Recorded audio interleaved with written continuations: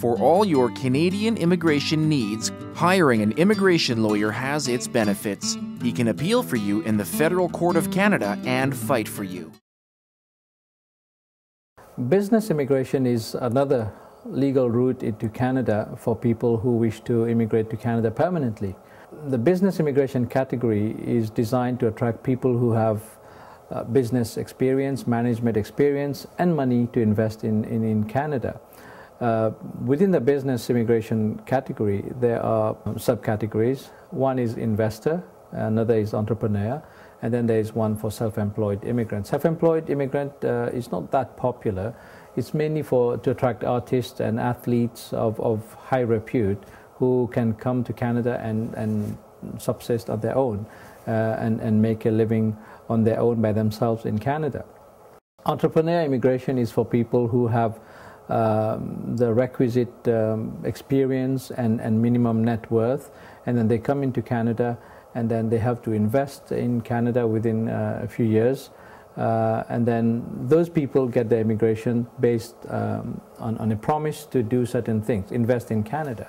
So their immigration as entrepreneur is always conditional. Once they've met the requirements, the conditions imposed on them to employ someone, to run a business for a year, to invest a certain amount of money, $125,000 or so, then they apply to remove those conditions.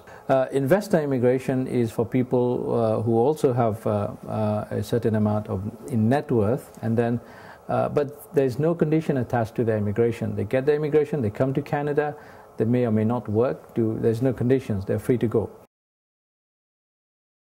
Whether it's entrepreneur or investor, prospective immigrants have to meet certain requirements. There is a requirement to meet minimum net worth. For investor clients, for investor immigrants have to have a net worth of $800,000 Canadian dollars.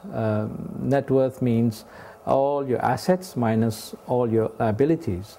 Assets can be your property, your business assets, your cash in bank, your bonds, all your money put together. You don't have to have $800,000 in liquid cash. It's a calculation of all your assets, worldwide assets, for the applicant and his or her spouse, so the family assets. And then an investor has to also show 2 years of experience or management experience, or experience running a business, operating a business. Once an investor qualifies, the investor has to deposit $400,000, and that $400,000 is returned to the immigrant after 5 years and 3 months without interest, and that's basically it for the investor. That's under the federal program. The investor, or self-employed, and business entrepreneurs, that the ones I described just now are under the federal programs.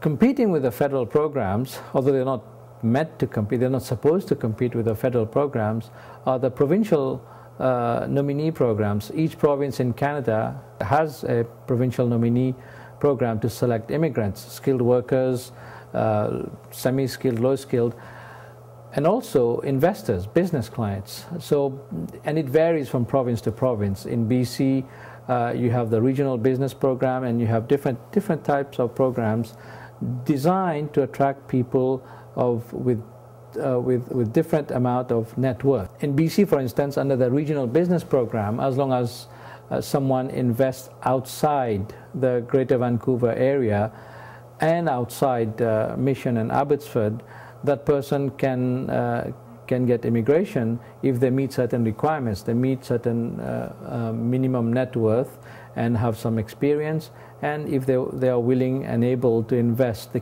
have to demonstrate they can invest $200,000 outside the GVRD.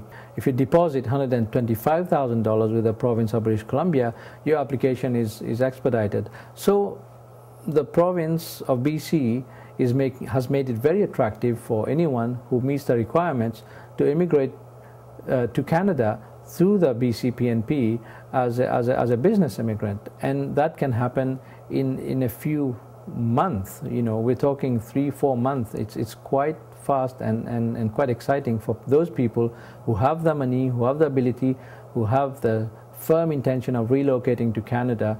There are other provinces who have programs where you don't even need to have English language requirement or French language requirement.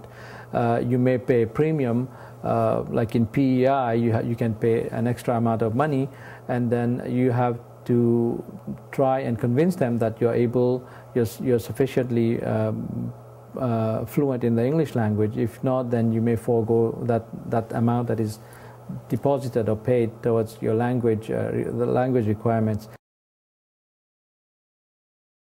So very attractive, very exciting time.